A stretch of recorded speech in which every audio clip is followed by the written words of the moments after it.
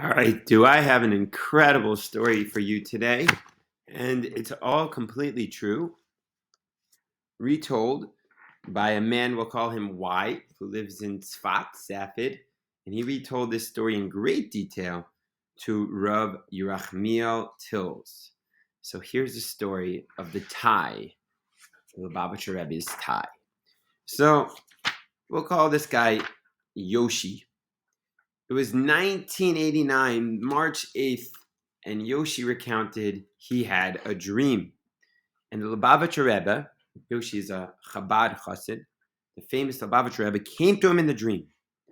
And the Rebbe was smiling. And that's always a good sign. And he addressed Yoshi by his first name and said, "Tomorrow, you should wear a necktie." Now, Yoshi woke up, and that was just ridiculous. I mean, he's one of those guys that forget about wearing a tie. I mean, he hardly wears a new shirt every day. He's a bit of an extremist, a bit of a slob, one might say, and to wear a tie? Out of the question. And so he didn't even bother recounting this story to his friends, his Chabad friends in Eastern Parkway that morning.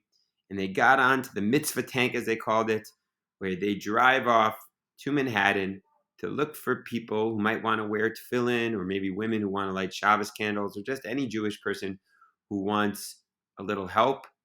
And he went on his way, pushing the thought of that fascinating dream to the back of his consciousness. And he's doing his routes, wasn't having much success. 6th Avenue and 42nd Street, right between the Garment and Diamond districts. He's thinking about taking a break to eat when someone comes up to me and starts talking to me. I'm recounting from his perspective in Yiddish. And he says, "You want to buy a necktie? A nice tie. It would look nice on you." So I responded, Yoshi says, "Mishugas, craziness." But at the same time, Yoshi thought about his dream the night before.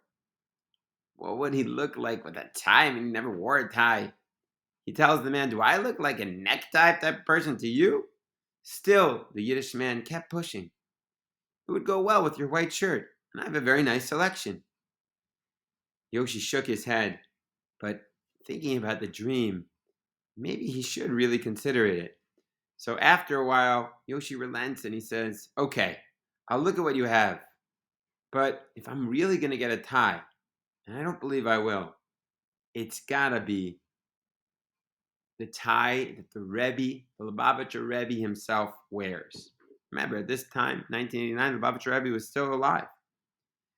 And Yoshi knew that the Lubavitcher Rebbe wore a solid black, 100% pure silk tie, and that's the only one he was willing to wear. So the man said, "Okay, I happen to have that in my selection, no problem." And to his shock, he takes out the tie. He says, "That'll be $80. And Yoshi says, "What? You crazy?" He takes his pockets out, and he's got maybe $5 worth of change. "That's all I got." So the Yiddish man says, maybe you want something cheaper?" And he says, "No, it's the Lubavitcher Rebbe's tie or nothing." So the man thinks for a second, and he says, "Okay, I'll let you have it for $5, but you have to put it on, and you have to wear it too." And Yoshi gulped. I can't believe, he thought to himself, "I'm going to have to wear a tie," but it seemed like with the dream and everything, how could he not? So the man put on the tie for Yoshi, did some different tying patterns, and said, "You look very nice. You look like a mensch. You look like a respectable person." And Yoshi felt like he was choking, and he figured he was going to take it off as soon as the guy looked the other way. But soon he felt bad. I mean, he had already bought the tie.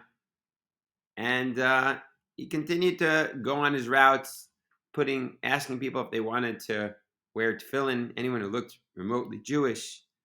And what he noticed is that the percentages of people saying yes was much higher than he was used to.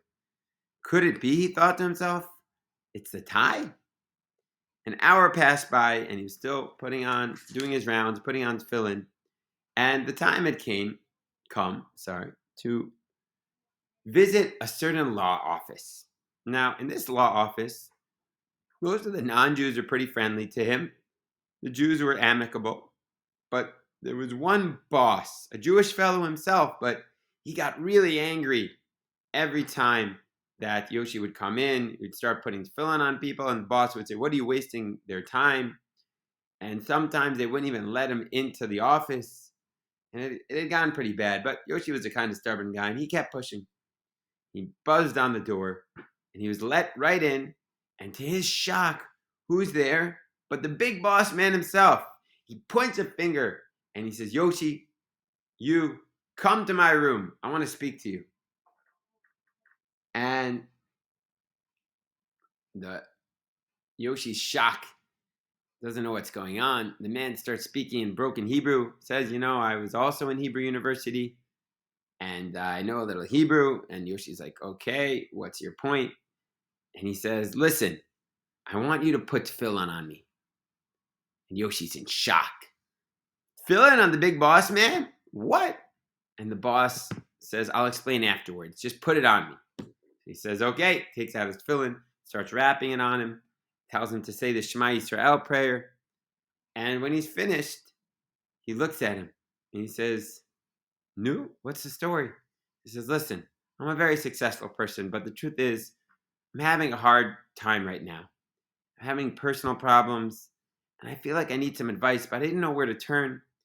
And I saw a picture of one of those cards with that fellow, your rabbi, and it just struck a chord. And I wondered if he could help me. But now comes the part you probably won't believe me, but I'm going to tell you anyway. Last night I had a dream, and I saw the Lubavitcher Rebbe, and he smiled and asked if he could help me. And he answered, 'But I send you a few people every week,' the Lubavitcher Rebbe said. And then I responded in my dream, 'What, those slobs? They look like a bunch of vagrants. Who can respect them? They don't even wear a tie.' The Rebbe smiled at me and said, 'You know what? You want a tie? I'll send you someone with a tie.' And I woke up. So when I saw you wearing a tie, I understood that the dream was real. I knew I should put on tefillin with you, and I put it on. And I hope my situation will improve." And after that day, he started putting on tefillin every day by himself. And Yoshi says he saw him with his own eyes, his personal and business situation prosper. And Yoshi still keeps in touch to this day with that man. Every year, when he comes to visit Brooklyn from Israel, he visits the man. And the man continues to wear tefillin. And Yoshi continues to wear a tie. But of course, only when he's doing his tefillin campaign. All the rest of the time, he takes it off because it's a little embarrassing for him to be wearing that tie. In any case, unbelievable. The power of a tzaddik, the power of a righteous man, and the power of goodwill in trying to help another Jew.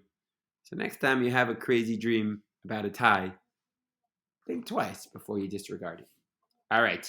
Have a wonderful day. As I said, this story is unbelievable, but it's a true story.